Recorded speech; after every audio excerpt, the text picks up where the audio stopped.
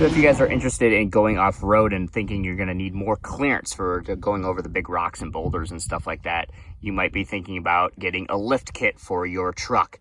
But to tell you the truth, the only real way to actually lift your truck to get over taller things is actually to get bigger tires. That's the only thing that's actually going to raise your whole truck up. Because if you look underneath, there's your rear differential or pumpkin, whatever you want to call it.